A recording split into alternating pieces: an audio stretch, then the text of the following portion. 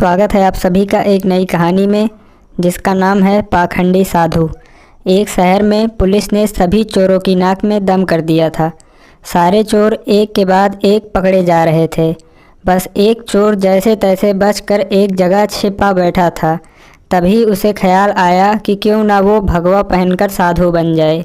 ये दुनिया चोरों को तो जूता मारती है, लेकिन अगर वही चोर अगर भगवा पहन ले तो उसके पैरों में पड़ी रहती है।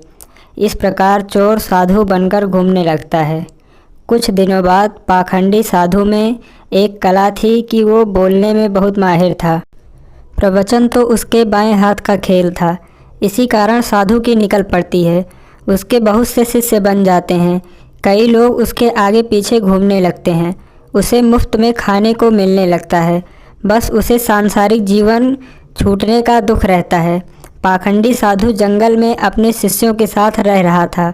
तभी उसके आश्रम में एक सेठ आया। सेठ को भी पाखंडी साधु ने अपने बोलने की कला से प्रभावित कर दिया।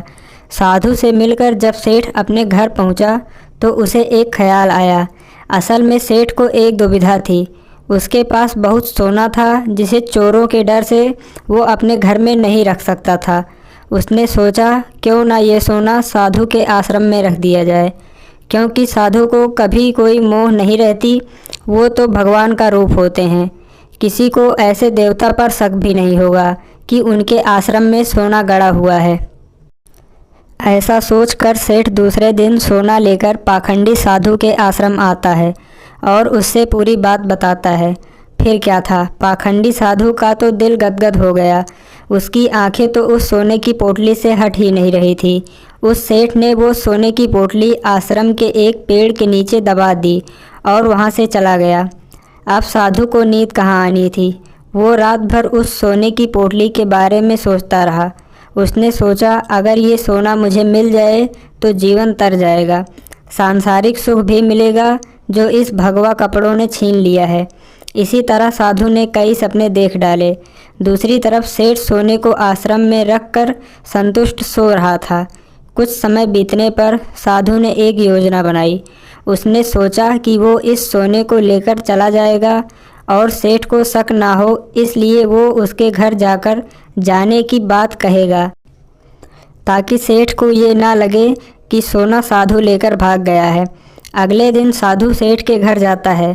सेठ के पास एक व्यापारी बैठा रहता है। साधु को आता देख सेठ खुशी से झूम जाता है और कई तरह के पकवान बनाकर खिलाता है। साधु सेठ को अपने जाने की बात कहता है। इस पर सेठ दुखी होकर उसे रोकता है, लेकिन साधु कहता है कि वो एक सन्यासी है, किसी एक जगह नहीं रह सकता, उसे कई लोगों को मार्गदर्शन देना है।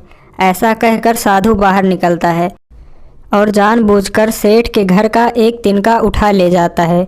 थोड़ी देर बाद साधु वापस आता है, जिसे देख सेठ वापस आने का कारण पूछता है। तब साधु कहता है कि आपके घर का यह तिनका मेरी धोती में लटक रहा था, मेरे साथ जा रहा था, वही लौटाने आया हूँ।